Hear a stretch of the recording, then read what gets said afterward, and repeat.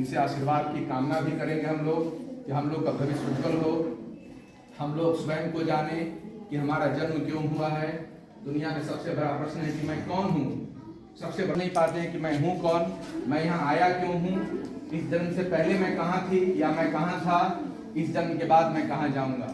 तो हमेशा सोचना है और इस जीवन को आके सार्थक बनाना है, पुण्य का काम करना है। और हम पुनः प्रखंड प्रशासन की ओर से तहे दिल से, हृदय के अनंत गहराइयों से इस आपके जो महिला विद्यालय इंटर कॉलेज स्थापित करने वाले महान विभूतियों जो सराफ परिवार जी हैं, इनको प्रखंड प्रशासन, जिला प्रशासन की ओर से, सरकार की ओर से हम बारंबार हृदय से नमन, वंदन व अभिनंदन व बहुत बहुत प्रणाम करते हैं। और हम चाहते हैं कि आप लोग सभी लोग तालियों से, जो अमर आत्मा है, जो पुण्यात्मा है,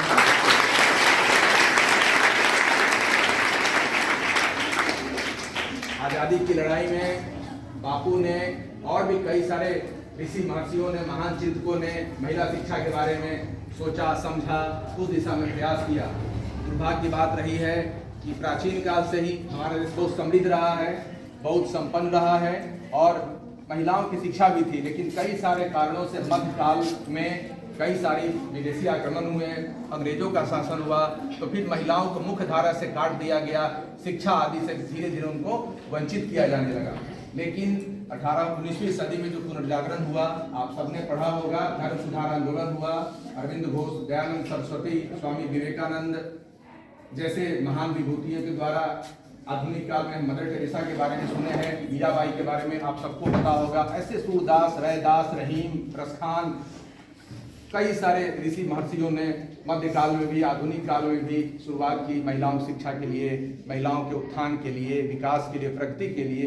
तो उसी स्वतंत्रता संग्राम में जो उत्थान चेतना का विकास हो, उसी में सरोजिनी नायडू हुई और भी कई सारी जो बिहार से भी महिला, जयप्रकाश नारायण जी या फिर राजेंद्र प्रसाद जी थी, सब उनकी अर्धांगिनियाँ थी, उनकी जो पत्नियाँ थी, सब लोग मिलके आज़ादी की लड़ाई में बढ़ चढ़कर भूमिका निभाई। मिथिला की भी, यहाँ की भी, इस धरती के भी बहुत सारे लोग हैं जो स्वतंत्रता सेनानी के रूप में अपना अमूल्य योगदान दिए देश को। और उसी की कड़ी में आज़ादी के बाद 80 के दशक में आप आज जो यहाँ बैठी हुई हैं, शायद हो सकता है कि किन्हीं की यहाँ पर और परिवार, रिश्तेदार या और आप ही लोग के परिवार यहाँ पर और शिक्षाली होंगी। तो 80-90 के दशक में शुरुआत हुई और एक परिवार ने समझा, सोचा लड़कियों के लिए, महिलाओं के लिए, और इनका सपना धीरे धीरे साकार होना शुरू हुआ।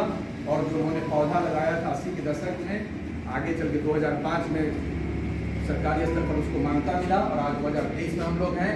और आज जो पौधा लगाया गया था परिवार के द्वारा, जो सोच रखी गई थी, आज वो पौधा वृक्ष बना हुआ है और वृक्ष देकर फल खुल रहा है। और उस फल खा के आप सब लोग, पूरे जयनगर के लोग लाभान्वित हो रहे हैं। पुनः हृदय के अनंत गहराइयों से ऐसे महान परिवार को, ऐसे पुण्यात्मा को हम फिर पुनः बारंबार प्रणाम करते हैं और आप सबसे अनुरोध करते हैं कि पुण्यात्मा के लिए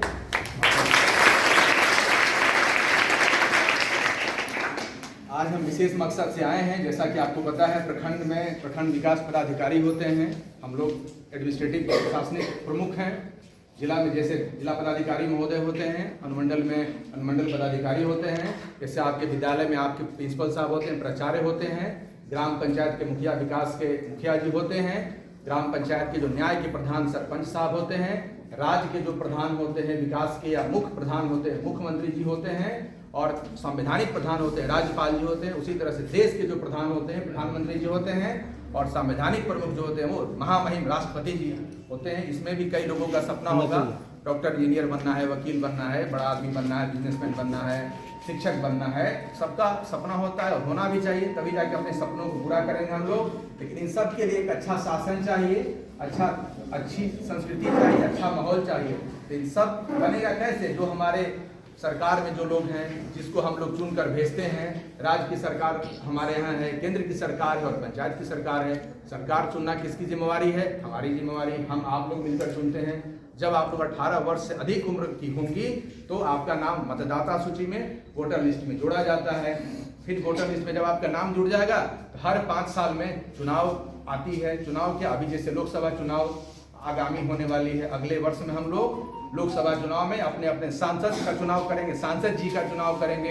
और हम सभी के सांसद जी मिलके, पूरे देश के जो सांसद जी मिलकर अपने देश के लिए प्रधानमंत्री जी का चुनाव करेंगे। फिर अगले 2025 में हम लोग अपने राज्य के मुख्यमंत्री जी का चुनाव करने के लिए सभी लोग अपने अपने विधायक जी का चुनाव करेंगे।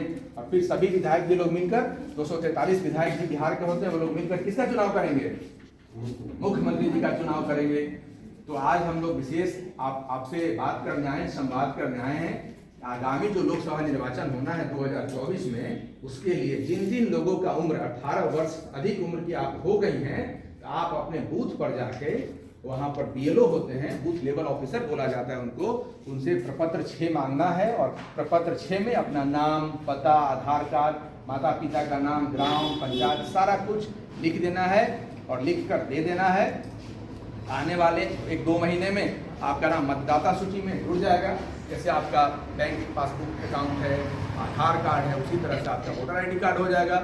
आपके पास एक आइडेंटिटी कार्ड भी हो जाएगा। और हर इलेक्शन में फिर आपको वोट भी करना है। वोट नहीं करेंगे आप तो अच्छी सरकार नहीं चुन के आएगी। अच्छी सरकार जब नहीं आएगी तो नीति सही नहीं बनेगी।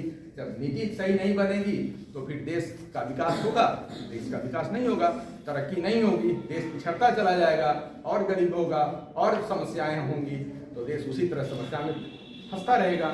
तो अच्छी सरकार चाहिए तो सभी को मतदाता बनना होगा, योग्य मतदाता बनना होगा। जांच के, परख के, समझ के, बुझ के ऐसे उम्मीदवार को चुनना होगा जो लोग समाज हित में, राज्य हित में, देश हित में काम करे, देश की भलाई हो, उन्नति हो, विकास हो, देश हमारा और आगे जाए और आगे जाए। अच्छी सरकार होगी तभी तो। अच्छी सरकार चुनने का कर्म तो हम ही लोग का है, कर्तव्य तो आप ही लोगों का है। अब आप लोग मतदाता बनने जा रहे हैं, जा रही हैं आप लोग। घर परिवार समाज में भी और जो भी लड़कियां होंगी सबका नाम मतदाता सूची में जुड़वाना है। तो 1 सप्ताह तक अभियान चल रहा है और आज भी विशेष अभियान है और कल इतवार संडे है, कल भी विशेष अभियान है।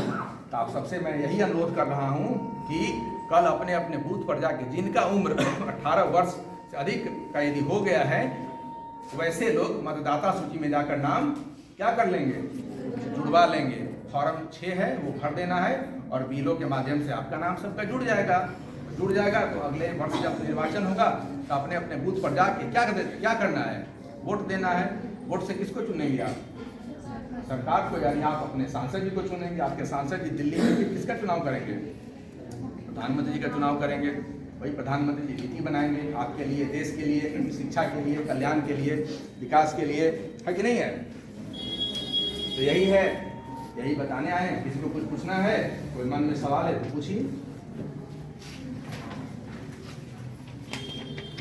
इसमें से किन किन का उम्र 18 वर्ष अधिक हो गया है? 1/1/2023, 1/1/2024 के बाद 18 वर्ष किसी का हुआ? इसमें से 24 तक आपका हुआ और किन्हीं का नहीं हुआ। ध्यान रखना 1/1/2024 जो आगामी वर्ष है। जो विशेष ज्ञान, विशेष का अर्थ होता है अत्यधिक, अज्ञान का अर्थ होता है किसी चीज के बारे में जानकारी प्राप्त करना। किसी भी चीज के बारे में जब हम अत्यधिक जानकारी प्राप्त करते हैं तो उसको हम विज्ञान। और साइंटिफिक जो नॉलेज होता है उसी को हम लोग साइंस कहते हैं। किसी भी विषय को यदि हम लोग बहुत सिस्टमेटिकली और साइंटिफिकली यदि पढ़ते हैं, यानी क्रमबद्ध तरीके से पढ़ते हैं उसको, और विशेष स्पेशलाइज पढ़ते हैं, तो उसको हम लोग विज्ञान की श्रेणी में आते हैं। अब कई सारे जो कला की जो विषय हैं उसको भी विज्ञान कहा जाता है ना, समाज विज्ञान बोला जाता है। तो और कला किसे कहते हैं? बार बार जिसको किया जाए, अभ्यास, है ना। तो कला ऐसा विषय होता है जिसके माध्यम से क्या होता है, बार बार उसको जानने, समझने, सीखने का प्रयास करते हैं। तो वह कला धीरे धीरे आप में चेतना विकसित करती है और उस चेतना से बुद्धि ज्ञान का विकास होता है ना। कला जिसको बार बार किया जाए, है ना। और आर्ट्स विषय होता है जिसमें किसी चीज के बारे में आर्थिक अध्ययन किया जाता है, आर्थिक से सामाजिक अध्ययन किया जाता है, सामाजिक अध्ययन से सांस्कृतिक अध्ययन किया जाता है, सांस्कृतिक अध्ययन से राजनीतिक अध्ययन किया जाता है, फिर पर्यावरणीय अध्ययन किया जाता है, वैश्विक अध्ययन किया जाता है। विभिन्न परिप्रेक्ष्यों में बृहद और व्यापक पैमाने पर जो अध्ययन की जो प्रणाली पद्धति होती है उसी को हम लोग कला कहते हैं। और विज्ञान तो बता ही दिया गया। और शिक्षा चाहिए। और शिक्षा का क्या मतलब होता है बताइए, कौन बताएगा? शिक्षा का क्या मतलब है? आर्थिक विकास, है ना, आध्यात्मिक विकास, नैतिक विकास, चारित्रिक विकास, सर्वांगीण विकास, बहुत सारे अर्थों में शिक्षा का बोला गया है। लेकिन शिक्षा का अंतिम उद्देश्य होता है सा विद्या या विमुक्ति। विद्या वह है जो हमें हर प्रकार के बंधनों से, विद्या वह है जो हमें हर प्रकार के बंधनों से मुक्त कराती है और आत्मा का परमात्मा के साथ साक्षात्कार कराती है। वही विद्या का मूल और अंतिम अर्थ होता है। जो शिक्षित होता है, जो ज्ञानी होता है, उसके लिए रंग रूप धर्म जाति मजहब पंथ संप्रदाय कोई मतलब नहीं होता है। जो आत्मा है, आत्मा क्या है? ईश्वर का अंश है। आत्मा का ईश्वर के साथ क्या हो जाता है? मिलन हो जाता है, मोक्ष की प्राप्ति हो जाती है। ज्ञान में कहा गया है, हमारे शास्त्रों में कहा गया है कि जीवन का अंतिम उद्देश्य क्या होता है? मोक्ष होता है। गाड़ी और कपड़ा और घर मकान ये सब उद्देश्य नहीं होता है। अंतिम उद्देश्य क्या होता है? जीवन का मोक्ष होना चाहिए। यानी मोक्ष किसको मिलता है? ज्ञानी मनुष्य को ही, ज्ञानी व्यक्ति को ही मोक्ष मिलता है और आत्मा का परमात्मा से मिलन। और वही सा विद्या या विमुक्ति। विद्या वह है जो हमें हर प्रकार के बंधन से मुक्त कर देती है। अमीर गरीब, भय, रंग रूप धर्म जाति पाति राग द्वेष लोभ सबसे मुक्त कराती है। एकदम पूरी आजादी, टोटल फ्रीडम सोल का। किसके साथ? गॉड के साथ। कोई फालतू बात कुछ नहीं, कर्म के प्रति बहुत जागरूक